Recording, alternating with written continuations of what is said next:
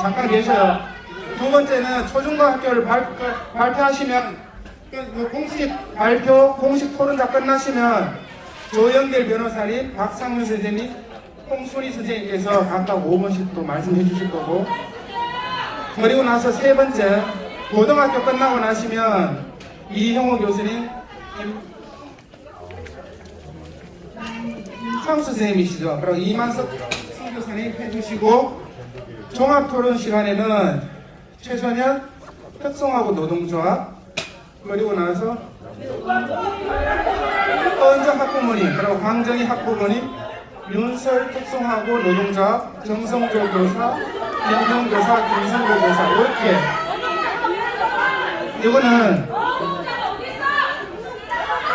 아니 이거 제가 부르는 게 아니고 우리 자꾸 딴분들 비난하시면 그건 맞지 않아요. 똑같이 저쪽에 계신 분이 이렇게 할 수 있거든요. 그리고 그거 내려주세요. 아까 합의하셨잖아요, 여기 전에. 그리고 여기 토론하시는 분들도 제가 했는 게 아니고 이렇게 모이셔가지고 합의해서 그 순서대로 이렇게 주신 거예요, 저한테. 그래서 저는 그렇게 하는 걸로 듣고 이제 진행하는 것밖에 없거든요.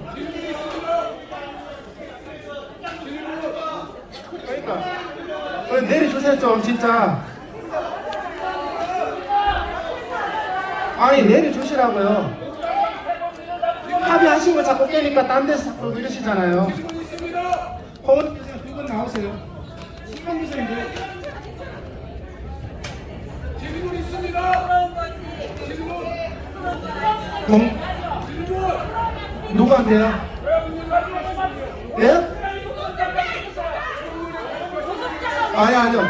이 공청회담에는 연구자는 이렇게 연구해가지고 본인의 의견을 이렇게 한 걸 내신 거고, 처음에 말씀드렸듯이 여기서 잘못됐거나 수정해야 되거나 이런 부분의 의견을 계속 주시면 그 부분은 다른 기구들이 또 많아가지고 거기서 쟁점을 계속 논의하게 될 겁니다. 그래서 그렇게 진행하겠습니다. 네. 홍은숙 교수님 해주시죠. 안녕하십니까. 저는 서울대학교 홍은숙입니다. 2022 개정교육과정 총론 시안에 대한 토론을 하겠습니다. 여러분들 받으신 자료 78쪽부터 있습니다. 시간을 굉장히 적게 이렇게 빨리 하라고 하셔서 다른 분들을 위해서 최대로 줄여보도록 하겠습니다.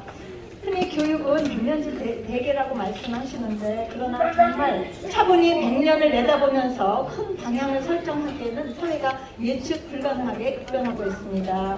이번에 추진하는 2022 개정교육과정 총론 시안 개발 연구를 보면은 이러한 새로운 교육과정 개정에서 고려하고 해결해야 할 사회 변화 문제들을 잘 파악하였고, 또 추진 과제와 개정 중점도 적절히 제안하고 있다고 생각합니다.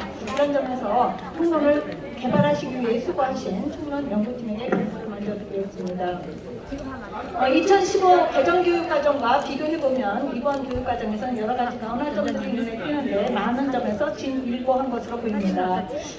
방식에 보면은 처음부터 국민과 함께하는 교육과정이라는 것을 표방하면서 지금 오늘처럼 이렇게 국민 참여 소통을 많이 하고 있는 점이 좋은 점인 것 같고, 협력적 거버넌스를 통한 체계적 개정 방식을 도입해서 여러 가지 전문적 상시 협의체를 구성하고 또 이를 통해서 여러 가지 협의를 하고 있는 것도 좋은 점 같습니다. 그러나 이렇게 교육 공동체 구성원과 국민 모두의 의견을 수렴하는 것이 이론적으로는 굉장히 바람직한 이상이지만 보시다시피 실제적으로는 매우 어려운 일인 것 같습니다. 서로 이해관계가 첨예하게 이렇게 대립될 수도 있고 또 여러 가지 생각이 다를 수도 있습니다. 교육과정 현재나 내용을 이렇게 조정을 하다 보면은 한정된 수업 시간, 학생들은 수업 시간이 정해져 있습니다. 그래서 이러한 정해진 수업 시간과 또 학생들이 공부해야 할 부담 이런 것들을 고려하면은 아무리 좋은 내용이라도 다 담을 수 없는 것이 현실입니다. 그래서 이것을 어떻게 이렇게 개선해야 될까? 그래서 교육과정을 개정하는 이런 총론팀의 고민은 외부적인 이런 변화에 대한 대응도 해야 되지만 내부적인 의견을 조정하는 것이 가장 큰 일 중에 하나인 것 같습니다.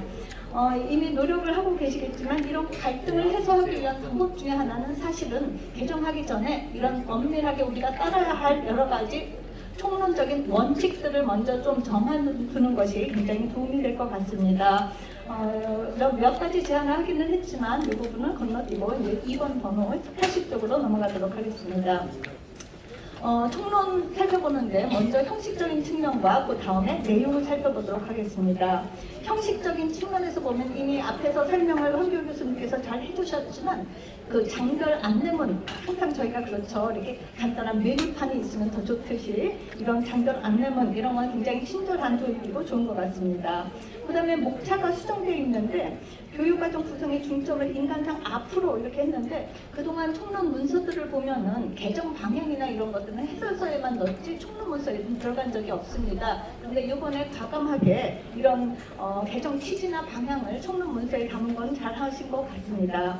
그리고 이제 인간상과 함께 2015부터 역량, 핵심 역량이 들어갔는데 제목에는 빠져 있었는데 미처 생각을 못했었는데 이번에 그 집어넣어 주셨습니다. 목차 중에서 가장 눈에 띄는 거는 2장과 3장을 바꾼 것입니다. 2장은 주로 편제가 그동안은 편제가 나와 있었고 3장에는 그걸 어떻게 운영하는지가 나와 있었는데 사실 그 보통 교사들이나 이렇게 사람들 보면은 그렇죠. 그 인간상 이거는 뻔한 거니까 넘어가고 그 다음에 편제 이렇게 바뀌었구나 하고 이제 보고 뒤에 있는 거는 그냥 귀찮으니까 장식이다 그러고 넘어갑니다. 예, 그래서 이런 점에서 보면은 이번 그 총론 이 개정 과정의 가장 큰 중요한 포인트 중에 하나는 자율성인 것 같습니다. 학교와 교사의 자율성을 강조하기 때문에 이제는 이 교육과정이 학교와 교육과정의 그 자율성을 하기 위해서는 그 안내서가 필요합니다. 그래서 2장에 안내서의 역할을 하는 부분을 앞으로 빼고 그 다음에 편제라든지 기본 법제라든지 이런 최선의 규정을 뒤로 해서 그래서 앞으로 이제 과제 중에 하나 제안하려는 거는 마지막에 말씀드리려고는 했었지만 이 교사들을 위한 더 이렇게 그림이 표현된 이런 더 다양한 이런 친절한 간단한 또 보고서용 해설서가 아니라 활용될 수 있는 해설서를 만들어 주시면 더 좋을 것 같다는 생각을 하고 총론문서도 그렇게 사용됐으면 좋겠다는 제안을 드립니다. 자, 3번에 이제 82쪽인데 총론문서의 내용에 대해서 잠깐 설명을 드리도록 하겠습니다. 총론과정 구성의 중점 이거를 제가 잠깐 읽어보겠습니다. 이 교육과정은 우리나라 교육과정이 추구해온 교육 이념과 인간상을 바탕으로 미래 사회가 요구하는 핵심 역량을 함양하여 포용성과 창의성을 갖춘 주도적인 사람으로 성장하게 하는 데 중점을 둔다라는 진술이 있습니다. 이 진술에 대해서 제가 좀 몇 가지 코멘트를 하고자 합니다. 먼저 사소한 것이지만 우리나라 교육과정이 추구해온 이라고 했는데 전에는 앞에 인간상이 나온 다음에 이 말이 나왔으니까 이게 말이 됐지만 지금은 인간상이 다 뒤로 간 상황에서 추구해온 하면은 조금 문제가 될 수 있을 것 같고 그 다음에 그 교육 이념, 홍익인간은 계속 유지되고 있지만 인간상은 계속 조금씩 변화하고 있기 때문에 그 전제하기가 어려워서 이것을 추구하는 이런 정도로 하여튼 이 부분은 생각해 보시면 좋을 것 같습니다. 그 다음에 이제 보다 중요하게 비전으로 제시된 포용성과 창의성을 갖춘 주도적인 그래서 포용성, 창의성, 주도성 이 세 가지 단어에 대해서 좀 생각을 해보려고 합니다. 먼저 이 비전이 국가교육과정에서 어떤 성격을 가지면 그 위치가 무엇인가 이제 보통은 그냥 비전하면 비전이라고 생각할 수 있지만 이 총론 문서를 다루는 이런 정교한 작업에서는 비전과 인간상과 역량과 이런 것들이 도대체 어떤 메커니즘을 가지고 같이 움직여야 되는가 이것이 굉장히 고민스러운 부분입니다. 여기에 보면은 그 인간상으로 표현됐는데 이 비전에 표현된 인간상과 뒤에 나오는 네 가지의 인간상은 이게 무슨 관계인가 이런 거. 그 다음에 비전이라고 설명했는데 이 교육과정 개정을 할 때마다 보면 항상 이런 식의 그 인간상으로 대표되는 이런 표어나 기치가 있었습니다. 그래서 제가 빨리 줄여야 될 것 같은데 제대로 이 관계에 대해서 좀 생각을 해보시면 좋을 것 같고 OECD 같은 데는 웰빙, 싱가포르는 생각하는 학교, 배우는 국가, 그래서 학습 공동체를 놔두고 그걸 하는데 우리나라의 경우에는 어떻게 하면 좋을까? 이거 고민을 해주시기를 부탁드리고요. 주도성에 대해서만 잠깐 설명을 더 드리도록 하겠습니다. 여기 그 OECD에 그 학습하는 그 학생들의 자기 주도성을 강조하기 위해서 주도성이라고 했는데 이 주도성의 의미는 두 가지가 있습니다. 내가 주도적으로 한다 할 때는 외적인 상황에서 내가 주관을 가지고 리더십을 가지고 하는 그런 관계인데 우리 학습자의 여기서 자기주도적이라고 할 때는 내가 나를 관리하는 의미이기 때문에 의미가 조금 다른 것 같습니다. 그래서 자기주도적인 사람, 주도성이 있는 사람은 자기주도적이지만 자기주도적인 사람이 반드시 주도성을 가지는 것은 아니라고 생각합니다. 그렇기 때문에 이 총론 문서를 보면 주도성, 자기주도성 이런 것들이 뒤섞여 섞여 있어서 그 개념을 조금 정리해 주셨으면 좋겠고요. 끝으로 마지막으로 정말 하나만 더 말씀드리겠습니다. 신문 지났나요? 네, 1분만 더 사용하겠습니다.